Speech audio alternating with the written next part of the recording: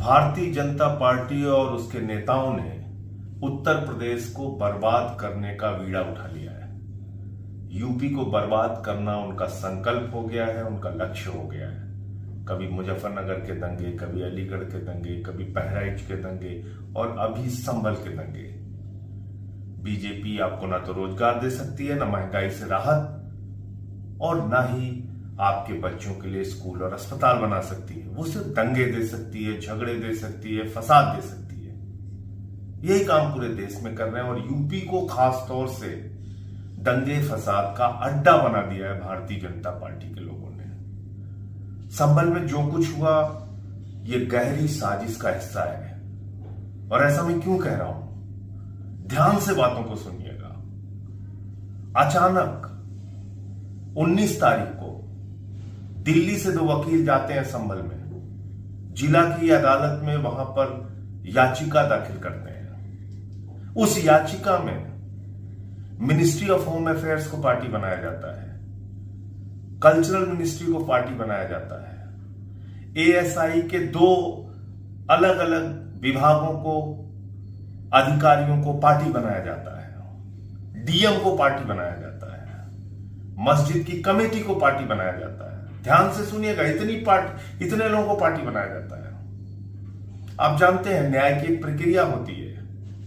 कोई याचिका दाखिल होती है, किसी के खिलाफ होती है, कोई पार्टी होता है तो उनको एक सामान्य सा नोटिस जाता है कि इस मसले पर आपका क्या कहना है, आपके क्या विचार हैं। बगैर दूसरे पक्ष को सुने हुए, बगैर किसी के वकील को सुने हुए 4 बजे ऑर्डर कर दिया जाता है कि सर्वे किया जाए, उस जामा मस्जिद का सर्वे किया जाए। 4 बजे ऑर्डर होता है। ध्यान से सुनिएगा, 10 से लेके 5 तक कानून के मुताबिक कोई सर्वे हो सकता है, उसके ना पहले ना उसके बाद।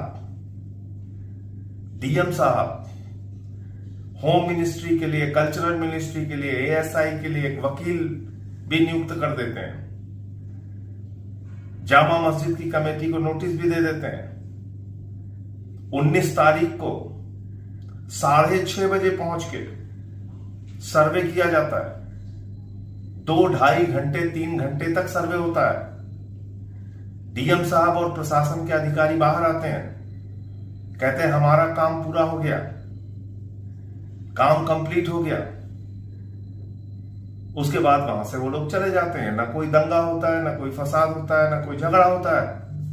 भाजपाई बौखला जाते हैं। मोदी जी को लगता है, अमित शाह को लगता है, योगी जी को लगता है, बीजेपी वालों को लगता है अरे हम तो अपने मकसद में कामयाब ही नहीं हुए, दंगा तो हुआ नहीं, फसाद तो हुआ नहीं, यूपी तो बर्बाद हुआ नहीं, कुछ आगजनी तो हुई नहीं, बहराइच में हमने कोशिश की वो फेल हो गए, संभल में भी फेल हो गए। तो इन्होंने एक नया नाटक किया।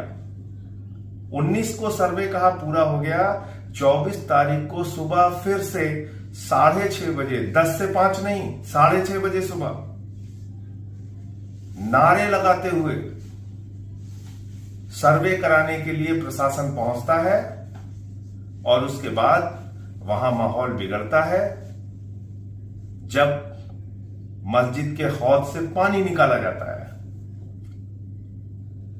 माहौल बिगड़ता है, पुलिस वहां पे लाठियां चलाती है, गोली चलाती है, पथराव भी होता है दोनों तरफ से और 5 लोगों की जान चली जाती है। ये कैसे हुआ, मैं पूछना चाहता हूं। अगर 19 तारीख को सर्वे पूरा हो गया था तो 24 का सर्वे डीएम के आदेश पे कैसे हुआ?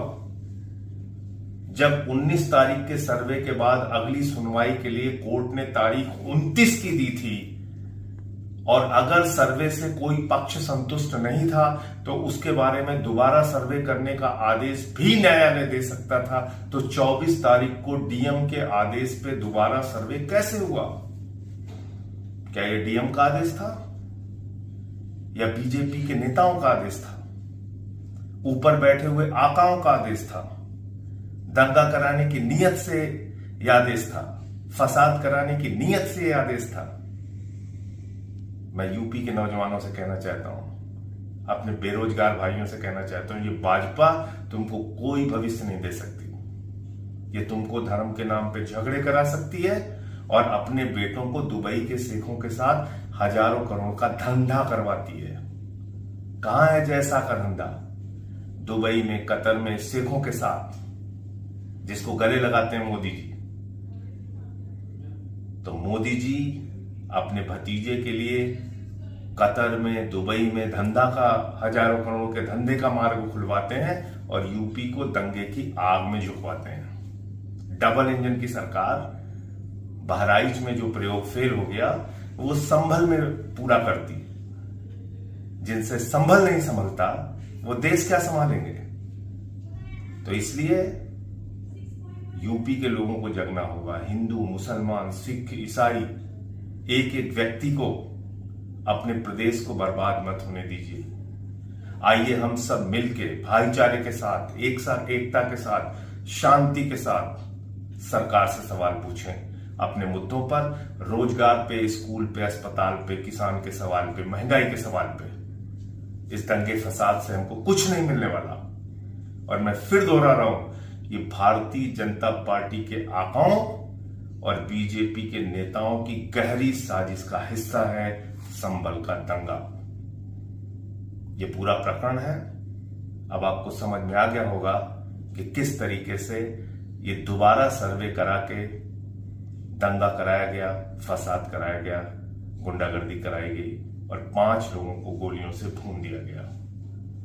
इस पूरे मामले में हाई कोर्ट की निगरानी में मामले की जांच होनी चाहिए और जो भी लोग इसके लिए दोषी हैं, चाहे वो जनता का व्यक्ति हो या पुलिस प्रशासन का व्यक्ति हो या बीजेपी के आका हो, उनका चेहरा देश के सामने आना चाहिए और उनके खिलाफ सख्त से सख्त कार्रवाई होनी चाहिए।